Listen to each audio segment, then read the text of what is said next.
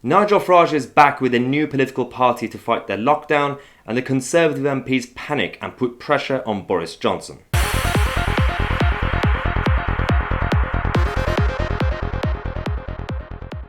Well, guess who's back? Back again. Nigel's back with a new party. I know it doesn't rhyme, but the lockdown situation is escalating. Currently in Parliament, Boris Johnson is introducing his new lockdown. He wants to win the vote on Wednesday to essentially start it from Thursday. And Nigel Farage is now launching a new political party, or changing the Brexit party and turning into a new party called Reform UK. Now, before we get into that, a couple of very important points to mention. Firstly, don't forget, this Wednesday we have our Poppy Appeal live stream. As most of you know, the Poppy Appeal campaign are struggling this year to actually raise money because of the social distancing measures, the lockdowns. So we're doing this to help them raise some money. So you could actually find the details in the description or the pinned comment underneath the video. Sign up, and if you actually can't attend the live stream itself Wednesday at 6 p.m, you could still actually donate via PayPal. But make sure you actually leave a note when you donate on PayPal. That's, you just clarify that it's for the Poppy Appeal campaign. Again, you can find details in the description. The second thing is, I've received a lot of messages and emails from you guys who are saying that YouTube are unsubscribing some of your accounts. Unfortunately, as you know, this has been happening for a lot of channels, especially right-wing channels. So all you have to do is essentially make sure to every now and then check that you've subscribed, and also click on the notification bell next to it and click on all, not personalized, so you actually get notified when I release a new video. Otherwise, you won't know. So let's start the video by talking about what's happening in Parliament, because Boris Johnson is trying to get his vote, and he's currently clashing with a number of MPs, not just from the Tory side, but also other parties as well. Generally, most MPs are in favour of Lockdown 2.0 anyway, but Nigel is coming back with a new party called Reform UK. Now, this logo is just a draft. It's the previous Brexit Party logo. That's all going to change. And the idea is that the current update that we have is he's changing the name of the Brexit Party to the new one, and they're just waiting for the approval by the Electoral Commission. And so that's all been filed. And what they want to do is the upcoming May elections are very important, because across the whole country with the local elections, there will be a number of seats, and also obviously the crime commissioners elections as well. So a lot of local Tories are panicking, especially the libertarian leaning ones, but it's not just them. Other parties should also worry. What Nigel Farage and Richard Tice have said is that we feel that there is a massive political hole, and at the moment the crisis has shown how badly governed we are. Everything from our quangos to the £12 billion we have wasted on the test and trace, to firms being given the most ludicrous contracts to illegal immigrants, immigration, where we tough talk and nothing ever happens. So this party is not necessarily just about the lockdown. It's about reforming the whole system, because there are a number of issues obviously that we have in the establishment that are not being fixed at the moment. And it's not necessarily just the ministers or the Prime Minister, it's the whole of the establishment, the civil service.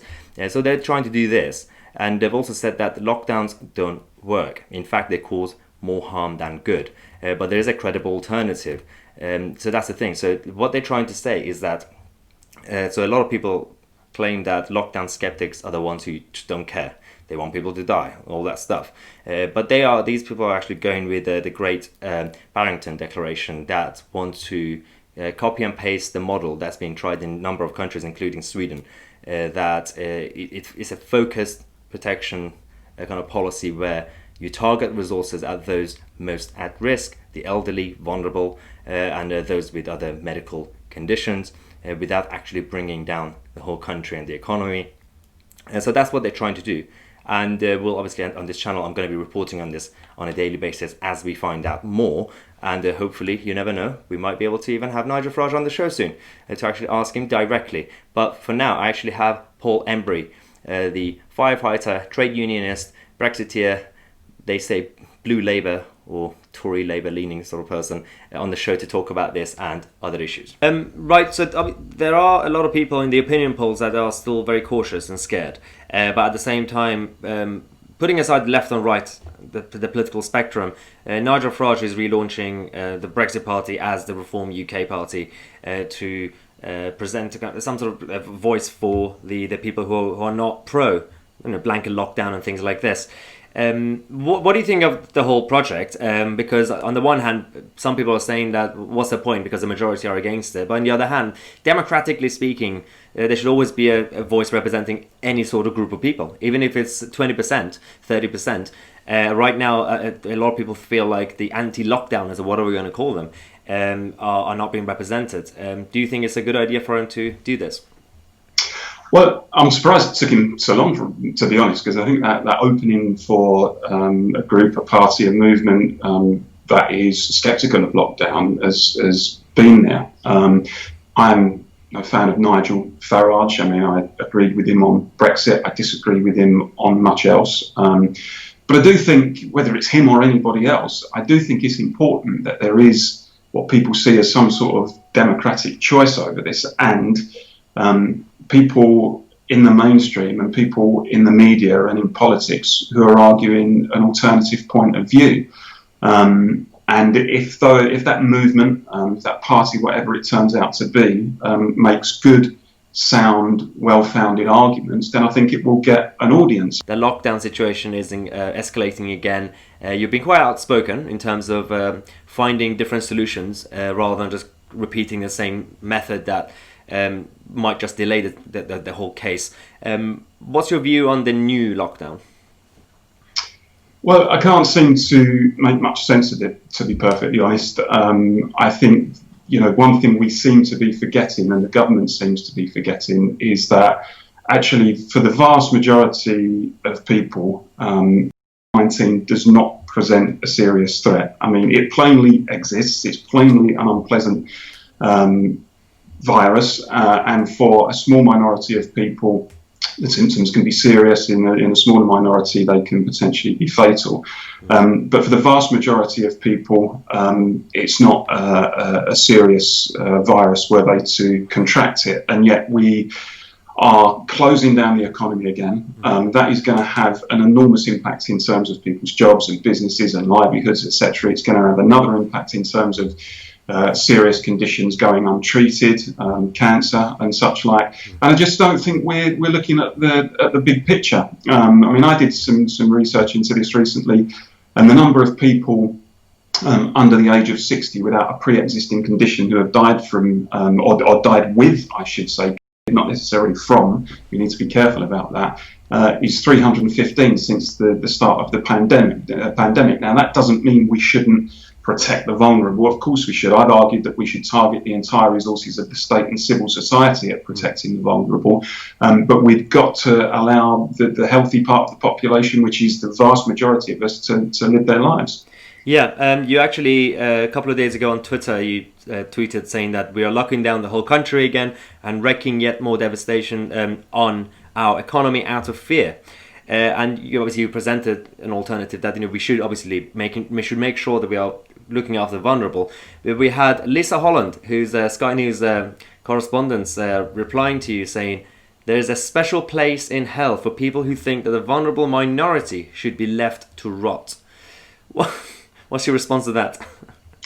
Well, it's just typical, really, of the hysteria that surrounds this debate. And, one side of the debate seems to think they have some sort of monopoly on compassion, and that anybody who is sceptical of lockdown instinctively wants to leave the minority to rot. And, it's absolutely not the case at all. There are, two sides to this debate, and people who are sceptical of lockdown, in the main, are not suggesting at all that the vulnerable minority should be left to rot, but actually that we should better target the vulnerable minority.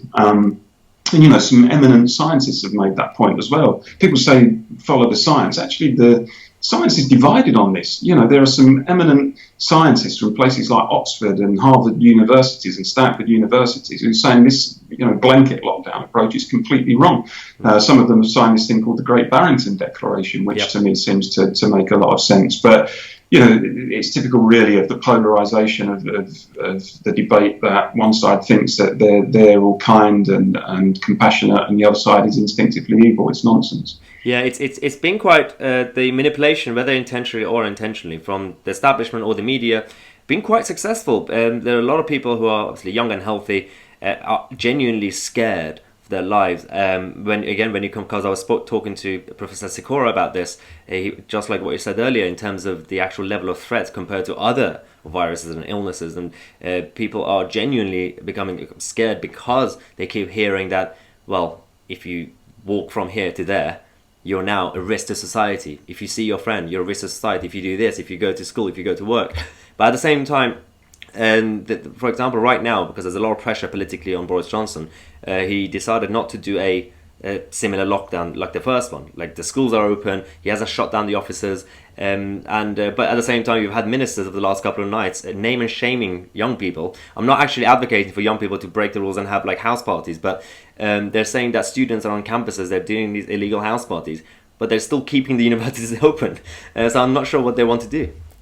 Well, I think since the very beginning, I think the whole thing that's been missing from this debate is proportion. As I said, the virus is a nasty one. It's unpleasant, but for the vast majority of people, it is not serious. And for the vast majority of people, it does not result in any serious threat to their lives.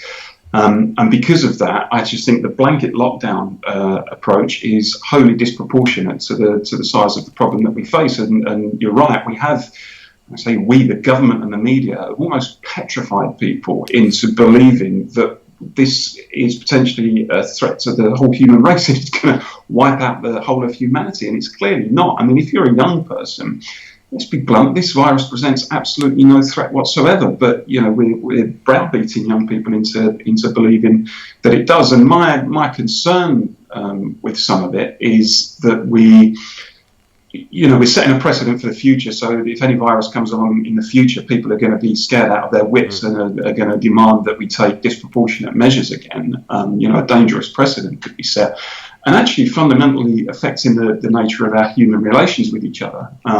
Sending children into school and making them wear masks, for example, and making them wash their hands repeatedly, is just, I think, it's more likely to give children the condition of OCD as much as anything, thinking that they're constantly dirty or at risk of disease. They've got to constantly wash their hands and wear masks. And children are impressionable, and they listen to what adults are telling them. And if they're being bombarded with these messages that this virus is a serious threat, I just think we're playing with their minds, and that concerns me.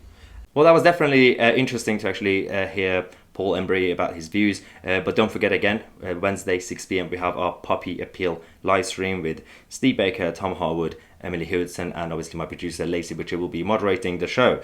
You could find the details in the description. Make sure to register as soon as possible. And we're just trying our best to raise some money for the campaign because they're struggling. And if you can't actually attend the live stream and you still want to contribute, you could actually find the details for our PayPal link. You could do a PayPal donations, but make sure to leave a note saying that this is for the Poppy Appeal campaign. And as I said before, don't forget to subscribe. Regularly check that you have subscribed and click on that notification bell next to it. I'm my Tousi. I'll see you guys in the next video.